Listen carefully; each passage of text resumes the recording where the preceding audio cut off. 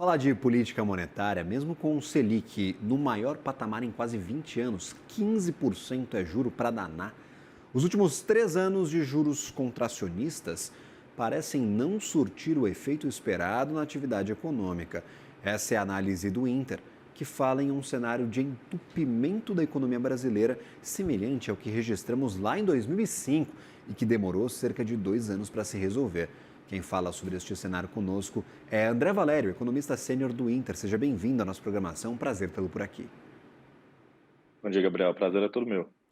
A percepção é essa mesmo, que a política monetária não está fazendo efeito desejado, que a gente não está conseguindo fazer com que essa política seja eficiente. A pergunta que fica, André, é quais são os motivos dessa ineficiência da nossa política monetária, mesmo com juros altíssimos? Definitivamente, né? A gente tem visto aí desde o pós-pandemia, né? Quando a Selic chegou ali a 3,75, depois ficou para 10,5. Em momento algum, né? A atividade econômica ela pareceu sentir, né? Os impactos dessa política monetária amplamente contracionista.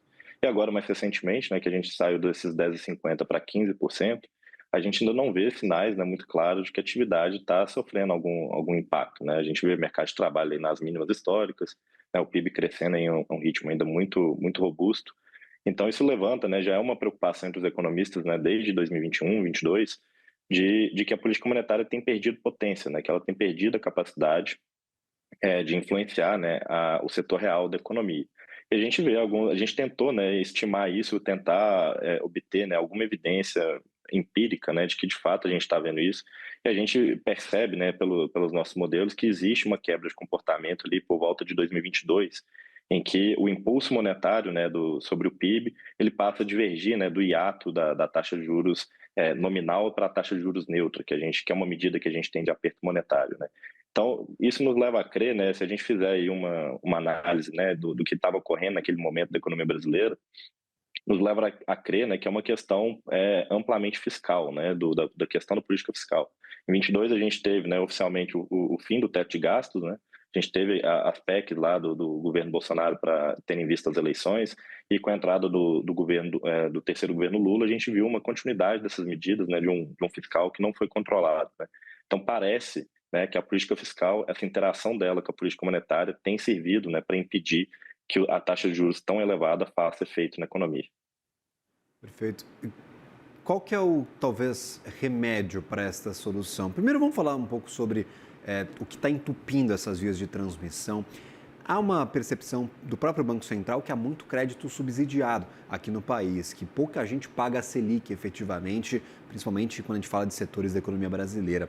Essa percepção de vocês também, que há canais entupidos, vocês usam essas palavras no relatório, e há canais que não estão funcionando para essa transmissão de política? Definitivamente, a gente tem diversos canais, né, pelo qual a política monetária pode afetar a economia. O crédito é um deles.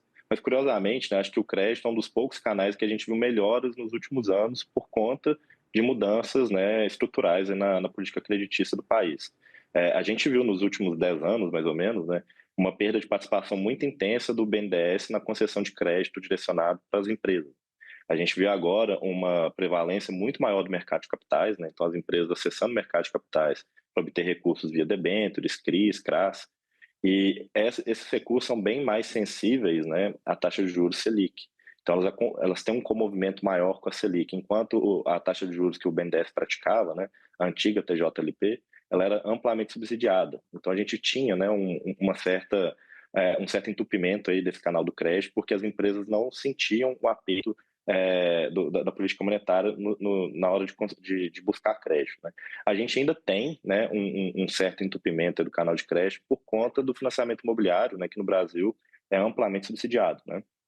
Então esse de fato tem um descolamento bem intenso com a Selic, que permite, né, com que a gente não tenha também ali, que é o que a gente encontra no nosso estudo, né, que é um outro canal, né, que seria o canal da riqueza, né, que esse sim tem perdido potência ano após ano na política monetária aqui no Brasil, em grande parte por conta disso, né, porque boa parte da riqueza das famílias brasileiras está estocada em imóveis, né, e a política de crédito imobiliário aqui no Brasil é amplamente subsidiada e não sofre tanto o aperto monetário empreendido pelo Banco Central.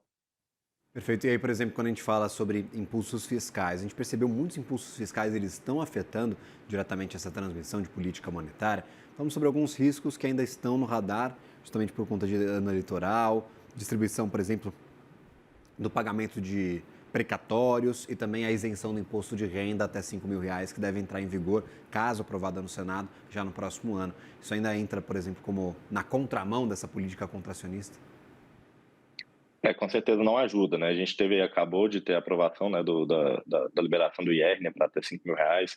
Teve uma redução, né, na proposta aí também para quem recebe até 7.500.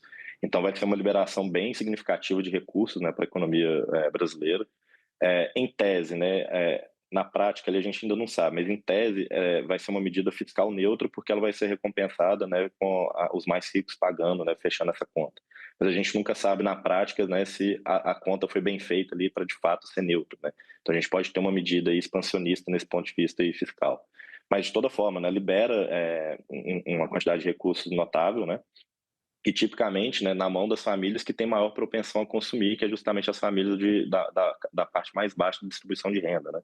Então a gente tende a ver esse recurso voltando mais forte para a economia, girando a economia. A gente já viu algumas estimativas, né, de que essa medida pode, né, implicar em um aumento do PIB ano que vem em 0,2 ponto percentual. Então, de fato, né, vai na contramão do que o Banco Central deseja nesse momento com a política monetária, que é justamente esfriar, né, a economia. Então a gente tem de um lado, né, a política monetária tentando ser um tanto quanto depressiva para a economia, enquanto, por outro lado, a gente tem a política fiscal tentando ser anímica, né, sendo energética para a economia. Então, a gente tem meio que um cabo de guerra aí, atualmente entre a política fiscal e a política monetária.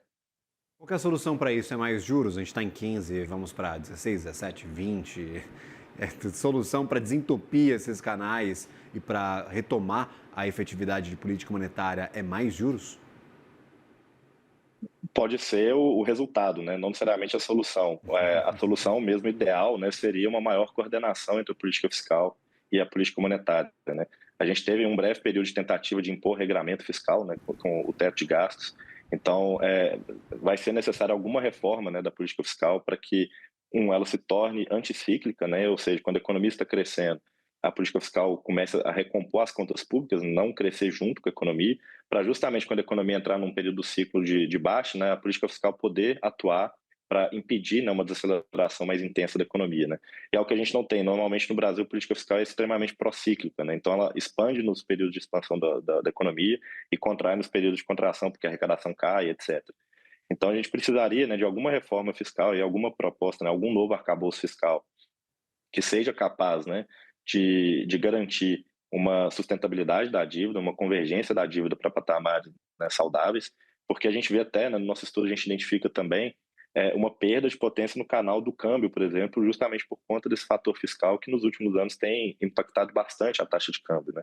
A gente não está vendo o diferencial de juros que a gente tem, que é muito grande, sendo utilizado para apreciar, né, o real, que é algo esperado da política monetária, né? A gente aumenta a taxa de juros justamente também para um dos canais ser a taxa de câmbio, para ela, né, o real apreciar e a gente ter uma ajuda aí nesse lado, né, da inflação. E a gente não tem visto, a gente vê isso até mesmo comparado aos nossos pares emergentes, né, que até ali por volta desse período de 22 a gente acompanhava os nossos pares emergentes, desde então a gente tem um descolamento bem grande, muito provável por conta do impacto da política fiscal, especialmente, né, das expectativas, né, que deterioraram bastante por conta dessa fragilidade fiscal, tem tido sobre o câmbio também. É uma das justificativas, talvez, de termos um dos juros reais de maior escopo do planeta. A gente tem um dos maiores juros reais do mundo, se a gente compara, claro, com os níveis de inflação. Me fizeram essa pergunta recentemente, eu queria replicá-la a você. Todos estes fatores, essa dificuldade de a política monetária ter efeito, nos levam a este juro real ou tem outros problemas que acabam acarretando nesse juro real bastante alto por aqui? Não, com certeza tem uma situação mais complexa do que apenas a política fiscal, mas esse nível de estresse que a gente tem visto, né, nos últimos anos é grande parte derivado do estresse fiscal, né, da incerteza fiscal. Até pouco tempo atrás, né, ali por volta de 2019, né, 2018, a gente tinha, né, uma taxa de juros real ali das Bs emitidas pelo Tesouro próxima a 4%, 3,5%, né, e agora a gente vê elas constantemente nesse patamar ao redor de 7%. Isso implica muito, né, por conta dessa falta de confiança no fiscal, nessa falta de confiança do governo na sua capacidade de pagar as contas, né? Então o mercado passa a exigir um prêmio maior, né, Então, naturalmente, a gente tem um mundo bem mais incerto desde então, né? A pandemia contribuiu bastante para isso, mas em grande parte por conta do nosso fiscal também, que desde então, né, a gente estava nesse período até 2018, 2019, né? A gente tinha, né, o teto de gastos ali limitando de fato a política fiscal. Desde então a gente não teve mais, né? Então isso passou a ser precificado, né, pelo mercado nas taxas de juros reais e aí contribui para a gente ter, né, essas taxas de juros reais tão elevadas.